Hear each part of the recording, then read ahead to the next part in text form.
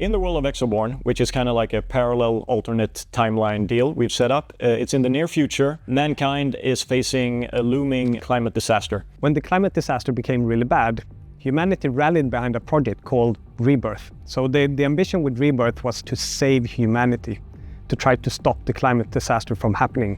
And we try to execute on that plan, and something goes terribly wrong, resulting in an even worse disaster than we originally tried to avert. And in this disaster, the players kind of get caught up in initially a bit of a mysterious conflict, which you get to explore in the game and you get to figure out exactly what's going on behind the scenes. But essentially, you are a rebel trying to save mankind, and things get progressively worse. Kind of like a firefight in a tornado. It gets worse and worse, not better and better.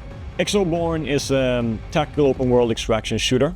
Set in a very dynamic world with forces of nature that constantly affect the way you play the game. You might be looking to grab some loot in a certain area, but oh no, suddenly there's a massive tornado ripping through there and you're getting ambushed at the same time. So it's that change, that dynamic change that we think is really exciting and fresh. So when players go in, session to session, minute to minute, and even second to second, they're having to constantly change their decision making. What do I do? How do I go after my objectives? What do I want to do now? In Exoborne, you are what you carry. So if you want to do a lot of damage, you need a big gun. If you want that gun to behave in a different way, you need attachments, you need to modify that gun.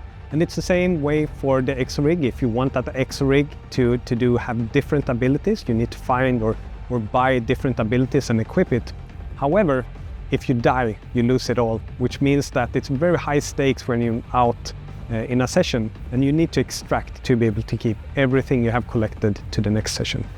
I think people who've already sampled extraction shooters and enjoy them, there's going to be lots for them to enjoy and get in on. People who've played PvP shooters of different ilks, the more traditional ones, they're also going to have an exciting time within the world. We've had a mantra since many years back, since previous employments, which is always playable. Basically get the game up and running quickly, at least for us it's always been in multiplayer, so you can have people come in, evaluate it, and then you build based on user feedback. The natural evolution for us from that was something we call community first, which is we always develop the game with the community in mind. And we've begun to do these closed tests where we play with not just tens or hundreds of players, but thousands of players, and we get their feedback. And we get to see how in line our thinking is with the people that we want to ultimately play our game. We listen, we look at the data, and we get a very solid understanding so we can progress and make additional content, additional features.